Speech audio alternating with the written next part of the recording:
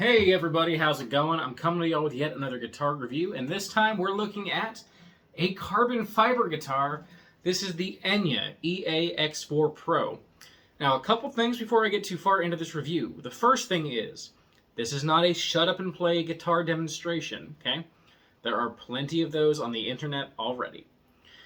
The second thing is, nor will I be showing the electronics off in this video, at least through an amplifier. I will link in the description down below where you can see some electronics demonstrations. But in this video, I'm just going to be reviewing the guitar acoustically and with the sound effects. So this is going to be a full-length review, a lot more talking than playing. If you don't like that, click away now. There are plenty of channels who have more sound-based reviews on this guitar. I want to talk about the guitar itself, what I think about it, how it's served me as a gigging guitar so far, who I think it's good for, whether or not I think it's a good purchase, so on and so forth. Okay. Now, another thing to mention is this is a 2021 model, so it does have the old preamp. Okay. You may be able to see on here we have a volume, a tone, a mic control, and then our effects controls down here. The newest version of this does not have the tone control, and they instead replaced it with an onboard tuner. To be perfectly honest, I'm kind of torn, which I think is the better choice, because an all-in-one tone control isn't really that useful for EQing. I usually will just dial it up to about 20% up on the tone, and then I handle the rest of it on my acoustic amp or the PA system. So the newer version with the built-in tuner in place of the tone knob, probably the way to go, honestly, because the tuner would be a bit more useful. Okay. But I have the version with the tone control, so I don't have a built-in tuner. No big deal. I have a clip-on tuner that works just fine. Another thing I want to go ahead and mention is I did not pay for this guitar. This was a gift from my older brother. He bought this off of Reverb, and you may have seen this on Reverb. It's the one that has the damaged headstock, which is just a veneer. There's a carbon fiber veneer over the carbon fiber headstock. I don't know why they chose to do that, and I know it's a veneer because this corner was peeling up when I got it, and I had to super glue it back down. He claims there was like an air bubble trapped underneath there from the factory, and his Snark tuner broke it off one day. I'm not entirely sure I buy that. I think more than likely he probably dropped it and, chipped off a piece of the veneer, but no big deal. Still structurally sound. I mean, the thick piece of carbon fiber beneath that is not about to bust, so. Anyway, moving into the review itself, this is a very interesting guitar, and it definitely sounds unlike any other guitar that I own. Of course, that's because there is not a single piece of wood anywhere on this guitar. None whatsoever. But before I get too far into the guitar came with a hard case. And I want to go ahead and try to show that off. Whenever a guitar comes with a case, I want to show it from, going forward. And so here's the one that my guitar came with. And I say that my guitar because, the one my guitar came with because the guitar itself and the cases seem to have a little bit of variance between production runs and between the years. So, for example, I have this kind of textured plastic case, while some have a super smooth, like carbon fiber composite case. And I've seen all sorts of different interior plushes. The shape is the same, and from what I can tell, most of the features are the same, but the exterior material seems to be a bit different from batch to batch. What I am going to say is this is actually, without a doubt, my favorite case that I own, and if Enya would sell just these cases by themselves, I would legitimately replace all 20, yes, 20 of my acoustic guitar hardshell cases with these. Because this thing is incredible. It actually fits every guitar that I own. That includes my Deep Bowl Ovation guitars. Yes, I'm not kidding you. And even my Deep Bowl Ovation acoustic bass. Okay, it's just barely long enough to fit it, but it does fit it. And if you guys want to see a full video showing that I'm not messing with you, request it. I'll happily make a video showing you that this can fit everything I own, which is just incredible. We have a nice, comfortable handle on the case there, and you can see another nice feature. We can actually strap a carry strap to it and strap this thing to our backs with a hardshell case. That's not a feature I typically see. And we have a lot of mounting positions. We have one there, then we have mounting position there, mounting position there. We can make it to where it's comfortable for you. You can either just have it one strap over like a like a guitar strap, or you could put 2 straps on it, wear it like a backpack. So a lot of cool features there. The case itself feels extremely durable. The clasps on here are wonderful. You know, you kind of just pull up on them and they fold out. And there are quite a few of them on here. Get this thing open. The interior of mine is this nice plush blue, and it is very, very soft. And we do have a little compartment for stuff. The pocket for like your cable and whatnot is a little bit narrow. I would have liked to see one with a bit more room, but other than that, I can't levy a single complaint against this case whatso freaking ever. This thing is absolutely awesome, and I would happily pay $150 just for the case. And if I see people selling just these cases at any point in time, I'm probably going to buy them. I actually use this as my go-to gigging case no matter what guitar I take with me. Okay. It is that good. And then we see the Enya logo on the front there. Okay, so that is the hard shell case. Yours may have a different exterior material or finish, but it should be, in terms of dimensions and everything else, roughly the same. An amazing case. Into what you actually care about, the guitar. And I'm sorry, I get annoyed whenever a guitar comes with a case and people don't show the case off. This guitar definitely has a very different kind of tone, and it's also very heavy. Okay, I weighed this thing, weighs in at exactly 6 pounds. 6-pound acoustic guitar. It is the heaviest acoustic guitar that I own. But despite that,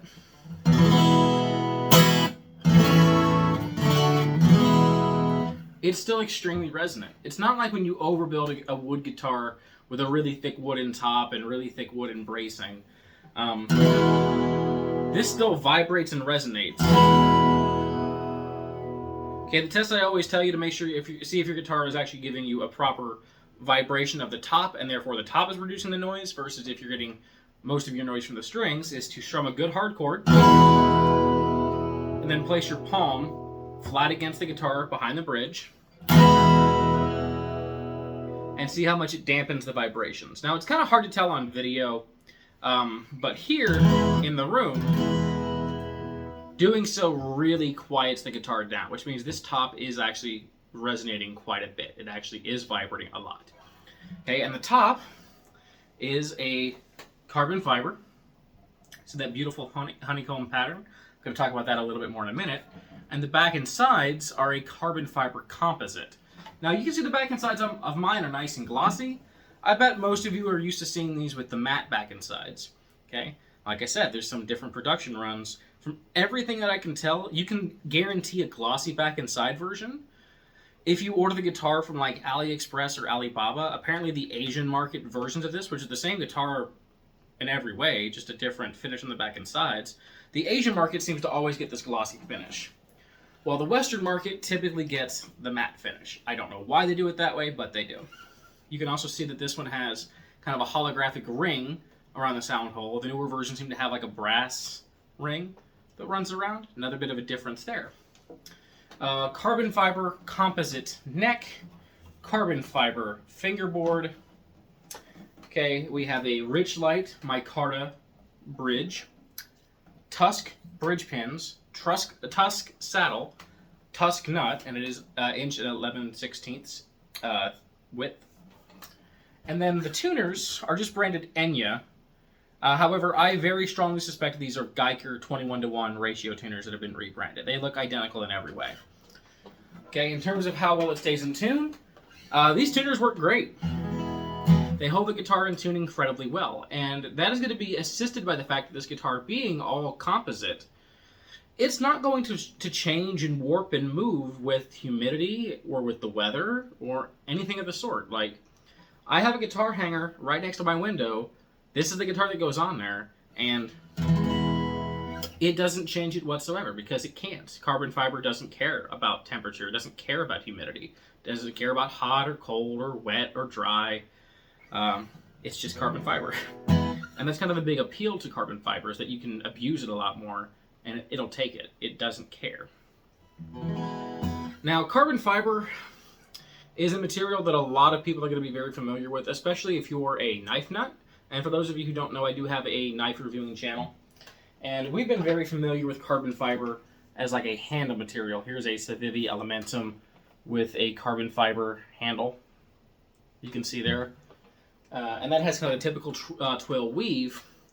But carbon fiber comes in all sorts of different patterns. Like I mentioned, this is the honeycomb.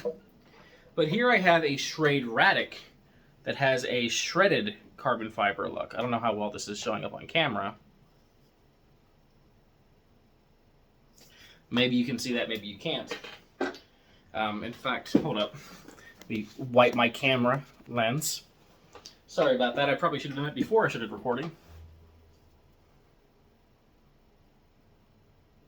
Anyways, we're very used to carbon fiber as a handle material. It's just a wonderfully durable, strong, and usually light material. Why is this guitar not light? Because of the composite back and sides. Okay, very thick composite back and sides, and I mean very, very thick. And the composite is going to be quite a bit heavier. What is carbon fiber composite? Well, I actually wrote it down because I didn't want to forget. I have, like always, I have all my information written down.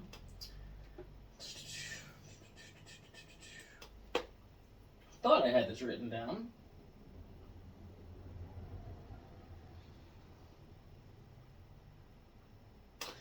I lied. I forgot to write it down. But basically, it's going to be similar to G10 or micarta / Richlite or HPL, but they're using carbon fiber or remnants of carbon fiber in place of whatever other material they would be using. So I am so sorry that I forgot to write that detail down. That is definitely on me. Made a bit of an oops there. So yeah. Now the preamp system, the electronics in here I mentioned, these are what they call the, if I can get my dog to stop barking in the living room, the Enya AcousticPlus system. Okay, I already mentioned all the controls that you have. USB-C charging. So there is a battery in here, and it's a very easy battery to reach into the sound hole and get to. I have my hands on it right now. And they're a very common battery type. In fact, I'll make sure my description lists what kind of battery it is in case yours goes dead. You don't have to worry and freak out about contacting Enya. You can buy a replacement for like $10 all day long. So no more 9-volt batteries to have to mess around with, which I think is a godsend. Okay. Scale length on this, 25.6 inches, I believe. 25 3/4 inch scale length. So a bit of a longer scale length than normal. And in fact, the guy I got it, or the guy my brother got it off of, because I was in contact with him just to get information, what happened to the headstock and all that. He says that at one point he even put really heavy baritone gauge strings on here and tuned it like a baritone guitar and said it was just long enough that it kind of worked. So definitely a longer scale length. Does that affect tension? Not really. I mean, it's very easy to bend these strings. So I don't really see any kind of issues with the scale length. It's just a bit of an odd choice. Okay, this is currently strung up with D'Addario 1152 Custom Light Phosphor Bronze coated strings because I use them on everything. It's my go-to string. It'll pretty much always be what I have on a guitar unless otherwise stated. And the tone on this is beautiful. I will give a tone demonstration here in just a second, but I want to get into some more information. The neck is a bolt-on neck, okay, and it's bolted on with 2 bolts. And I can't show this here, but if you go into the sound hole, there are 2 bolts that I can feel right now that are attached with Allen head fasteners. The same thing you would use to adjust your truss rod, and it does have an adjustable truss rod. Okay, so take the truss rod cover off and you can get to it. If you want to put some relief in here, it's basically just how you'd like your neck to feel, because it's never going to move, it's never going to warp. But you can adjust that neck and tighten it down or take it off. And I want to address one thing to people right now. If you have one of these guitars and it will not stay in tune, it's almost certainly not your tuners. Okay, what I can almost guarantee you happened is your neck bolts are loose. Just get in there, tighten those up, and I'm willing to bet you money you will see a huge improvement in your stability of tuning, because they probably just got loose. Or they shipped loose from the factory. These things happen. So don't go immediately changing the guitars, tuners, don't replace the guitar, don't send it back. Tighten those down. I bet you that fixes all your problems. Okay? And the fingerboard, I don't know if this will show up on camera, is actually floating ever so slightly off the body, which is going to allow the body to resonate a bit more. We do have some dot inlay along the fingerboard itself. There is a variation of this which has like a vine inlay somewhere around the 12th fret moving down instead of the dots, which is kind of interesting. One thing about the dots I want to mention is on mine, bit of a quality control miss here. I don't know how well this will show up on camera, but you see 3rd fret dot is fine, 5th fret dot is fine.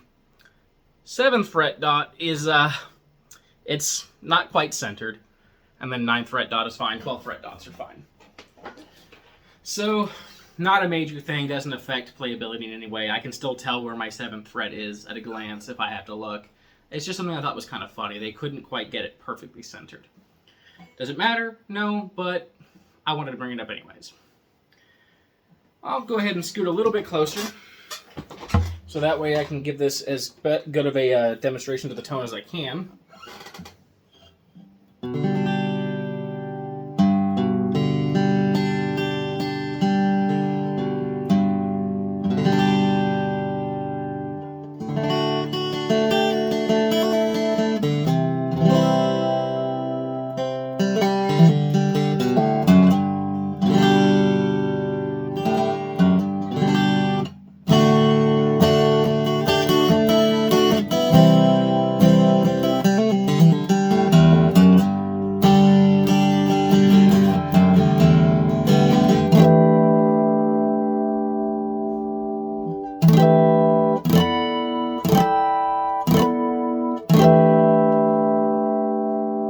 Okay, beautiful harmonic sustain for days.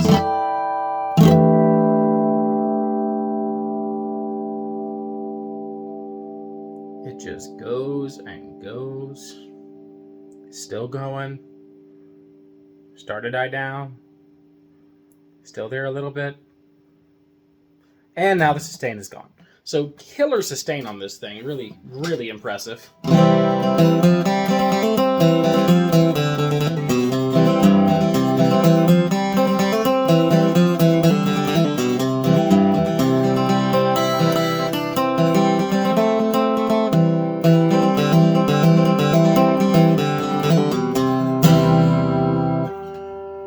Okay, now for some finger picking.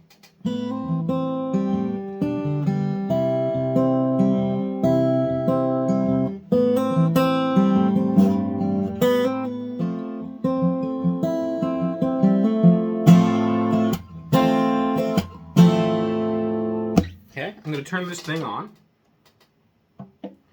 Okay, so I currently have the volume rolled all the way up, the microphone rolled all the way up. My tone is rolled currently to 50%. I have delay. Actually, you know what, I'll show you. Delay is dialed up just a hair. And one thing that I forgot to mention is that these didn't come with very good markers, so I sharpied on some silver lines just so I can kind of see where I was. Have the delay turned up just a smidge, and I have my reverb on all the way up for Hall. Okay, so here's how this sounds. Okay,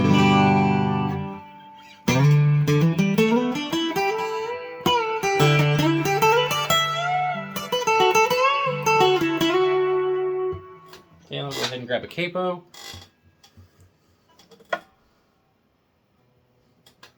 So I'm capoing at the 2nd fret, every string but the low E. Okay, bring this back up.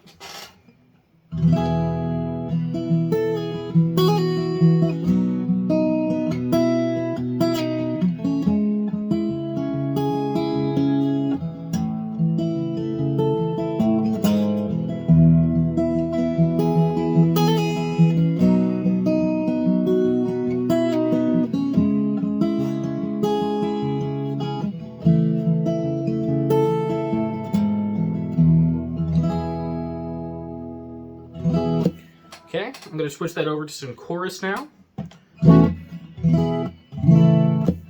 And let's do a kind of 12-string thing. So I'm going to capo up to the 7th fret, grab my pick,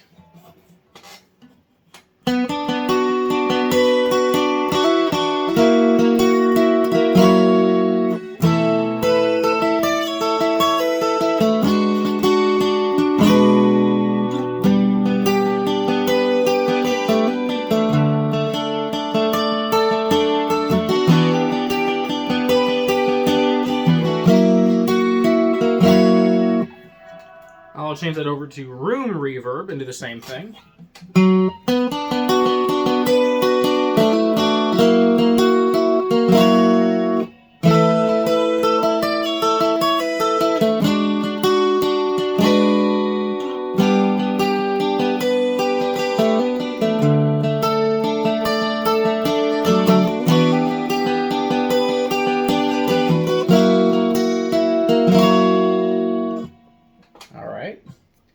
And let's go ahead and switch that off, of course. I'm going to max out the delay.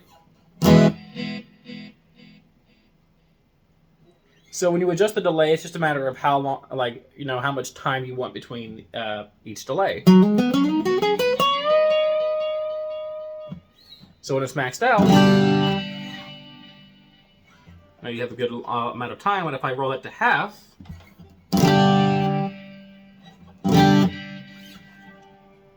if I roll it almost all the way off, it just barely echoes.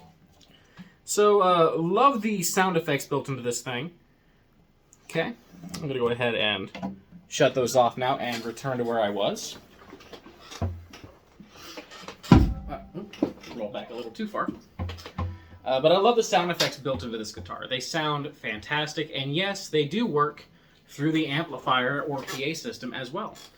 In fact, the last gig I took this to, and it was a long, long night, okay, lasted from 6 p.m. till 3 a.m., I took this guitar, and I was the opening act for a couple of different bands, and I ended up back on stage at various points playing guitar with a couple of the bands, and I even ended up closing the night out with the birthday boy whose party it was for.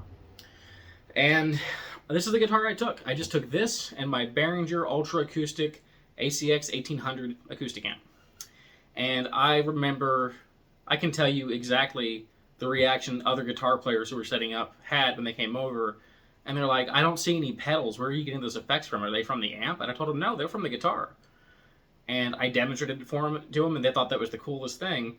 But then I blew their mind when I turned the amp off, turned the preamp on, and did it all for them acoustically. And at least 3 of them made a comment that they were going to go out and look for one of these because they thought it was just the coolest thing ever. And for the price these things go for, it's kind of hard to argue. I mean, these end up retailing for about $700, and Amazon blows them out on sale for about $535 all the time on lightning deals. And for either of those prices, you honestly can't go wrong. I mean, these things are in competition price-wise with the X Series Martins. And tune in next week, I'll be comparing this against an X Series Martin. So you can see, carbon fiber versus HPL. But they're kind of in competition with those kind of guitars. And I think they hold up incredibly well. This thing feels amazing to play. Now, the undersaddle piezo in here, I'm not going to lie to you, I'm not a huge fan of the particular piezo in here. I feel like they could have used a better sounding piezo, but if you have any kind of decent EQing skills, you'll still get a really nice tone out of this thing plugged in. Just know you will have to know how to work your setup a little bit and your EQ a little bit to get a really good sound out of this particular piezo. I'm not impressed with the piezo they put in here personally. And I think it does just plug in with a 1/8 inch jack. I think you could just unplug it and put a different piezo in there if you wanted to. I don't know if that'll work with all the built-in effects, but I imagine it would. A piezo is a piezo is a piezo. So I don't imagine you'd have any problem.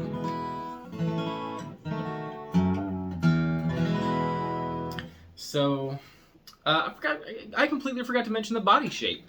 This is a Grand Auditorium, okay? A little bit of a smaller Grand Auditorium. It's actually kind of weird because it's closer in size, like in terms of the lower bout's width, to an OM model. It's got a 15.5 inch lower bout. Most Grand Auditoriums are about 16 inches.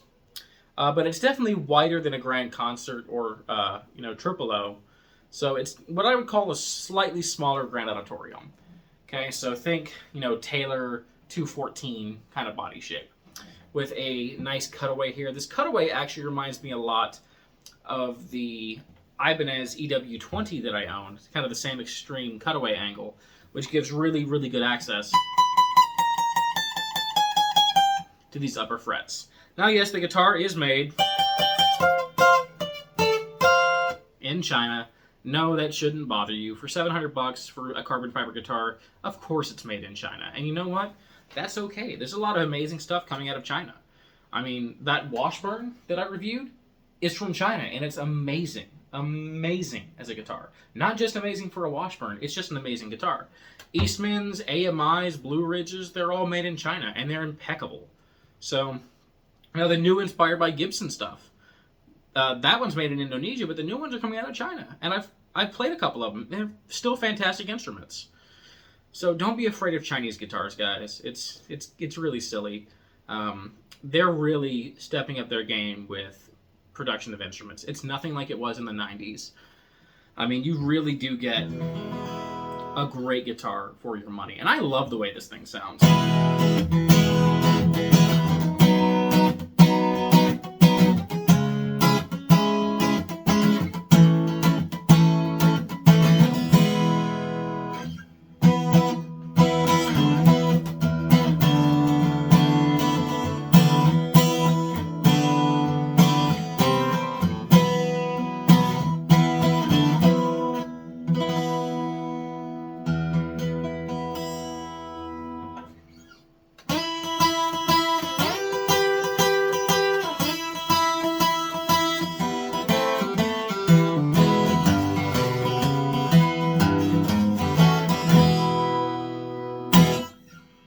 The action on mine nice and super low, and it plays like a dream. Now I will say this, you'll probably have to set yours up. From everything I've seen, when they come from the factory, these Tusq saddles are quite tall, and that is actually on purpose. Rain Song used to do the same thing when they were still in business. Rest in peace, Rain Song, the father of carbon fiber guitars.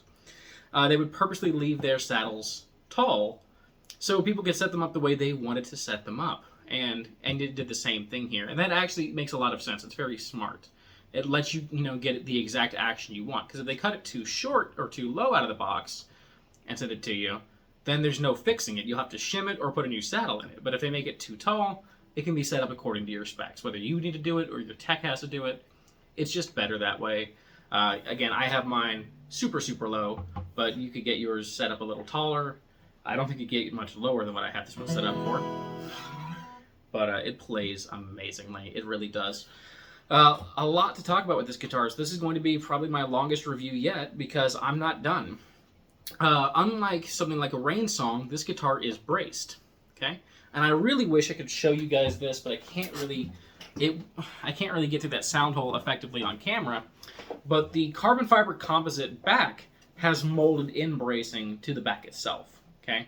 So a lot like that the Academy plastic top guitar I showed off, where it had molded in bracing to its top. Same kind of thing here on the back, it's molded in. But the actual top of the guitar, reaching to the sound hole, has glued on carbon fiber bracing, the same way you would brace a wood guitar. They just chose to use carbon fiber for the bracing because unlike with the HPL Martin that I reviewed, which used wood, that means the bracing on this is not going to shrink or expand, which means this top is never going to have issues. Versus with those Martins, those HPL Martins, they're still using spruce braces, and that spruce brace can shrink and grow, and that can cause your top to separate, or yes, even crack, or belly up and bulge real bad. Whereas this, that's not going to ever belly up. Also forgot to mention the back of this has a very subtle arch. No one seems to mention that, but there's a very subtle arch to this back. It kind of flares up the lower it gets to the bottom here, and then you can feel it with your hand.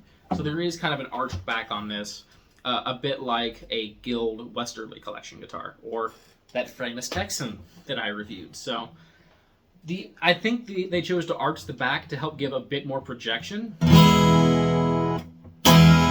And this thing is a loud guitar, and it does project very, very well. Does it sound like a wood guitar? No. It sounds like a carbon fiber guitar. I mean, it's not wood. Of course it's not going to sound like a wood guitar.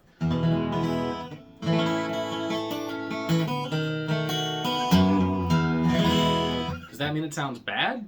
Hell no. I think it sounds phenomenal. It's different, but it's great.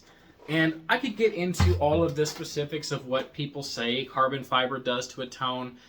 I never like discussing, the supposed impacts of tone wood or bracing patterns, because I feel like when you tell people oh, this guitar has a lot of mids or a lot of highs or a lot of lows.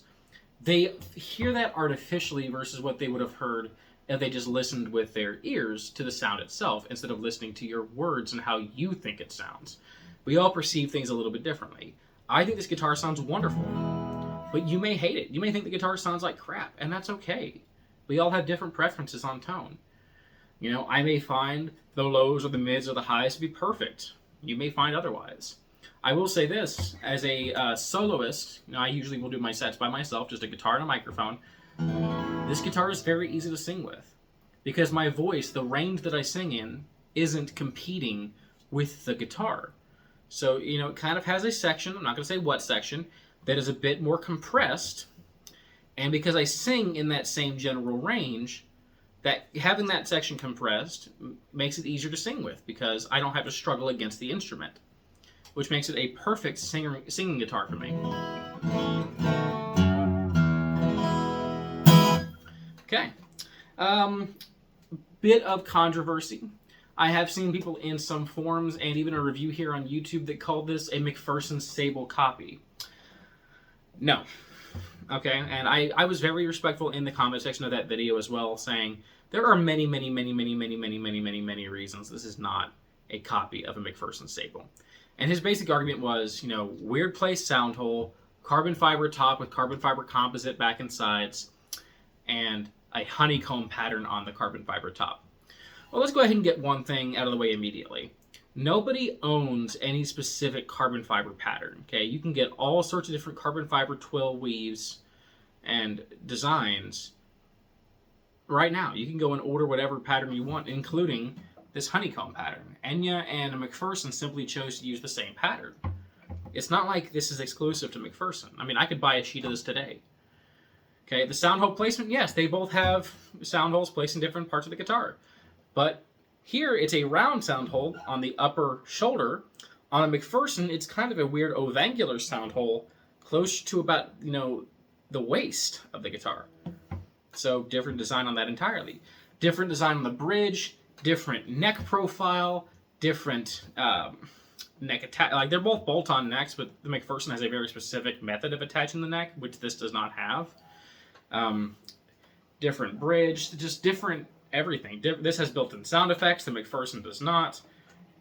I mean, they're not even the same body shape. The McPherson is like a triple O, and like I mentioned, this is more of a grand auditorium. So, really, two entirely different guitars. Would this serve as a decent poor man's McPherson Sable? Kind of, but again, they're really two different beasts. Does it sound as good as a McPherson Sable? I couldn't say. I never played one. I've played some rain song guitars in my life, and I can tell you that if I had to choose between this, and money was no issue, if I had to pick between this and the rain songs,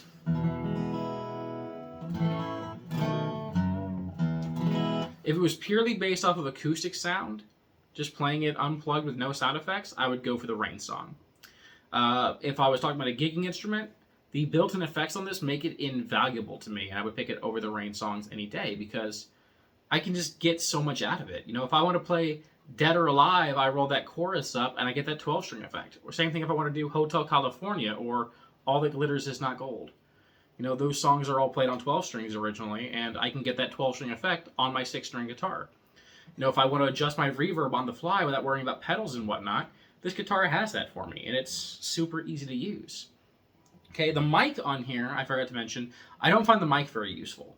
And that's because I'm not, doing a lot of tapping on the bridge or anything, or on the body of the guitar. And that's where the mic really shines. You can get that percussive sound effect through your system.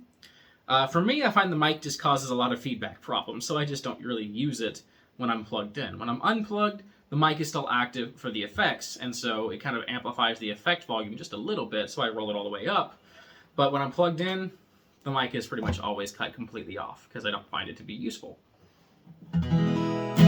But that's a personal thing. We're all a little bit different. Let me check my notes, see if I missed anything. Because I've been talking for a long time, but I could still miss things.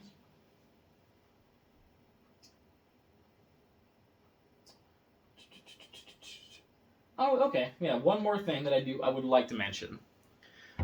There's a lot of pushback from, let's call them purists, against carbon fiber guitars. They'll put them down, they'll call them junk, they'll call them plastic, they'll call them toy guitars, whatever they want to come up with, and they'll say guitars should be made completely out of wood. Well, carbon fiber has a very unique quality for transferring energy and vibrations. That is why we've switched over from using a lot of metal frames on bicycles to carbon fiber. It's why we've switched from, metal and wood on golf clubs and baseball bats to carbon fiber. And it's why many of the world's most prestigious violins today are made out of, you guessed it, carbon fiber. Okay, so there's nothing wrong with carbon fiber for use in an acoustic instrument. It transfers all that vibration and all that energy incredibly well, which is what generates your acoustic tone, is the transference of vibrations and energy. So, to the people who say that it's a toy guitar, no, it's a real guitar. It's a serious guitar.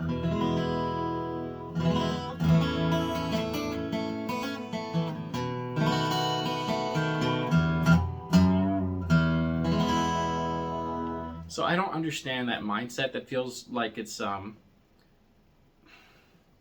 conservative for the sake of being conservative instead of actually looking at the pros that you gain from a carbon fiber instrument. I don't think carbon fiber will ever replace wood. Okay, I don't. But it certainly has its unique place. And to me, this kind of proves that. It's just a wonderful, wonderful instrument. Okay? No, it's not a wood guitar. It doesn't sound like a wood guitar. It doesn't have to. It can have a voice all its own. Does spruce sound like mahogany? Does maple sound like rosewood? I mean, these are different tone woods that get used. What about exotic woods? Woods that we're seeing pop up more and more and more today, like zircote or zebra wood or paddock or, palfaro or, bamboo guitars are popping up from a company called Gotoh in China. Are those bad automatically because they're not using traditional materials? When they moved over from gut strings to nylon strings, did classical players for the longest time stick to gut because it was traditional? What about when steel string guitars came around? Did people resist moving from gut to steel? Thinking that steel string was just a fad? Probably. But now they're a mainstay. And I'd be willing to bet in the next 50 years you'll see carbon fiber guitars as a mainstay from many of the big boys in their lineups. It's just a matter of waiting. Will it replace their wood? No. But it's a great augmentation and option to your arsenal. It really, really is.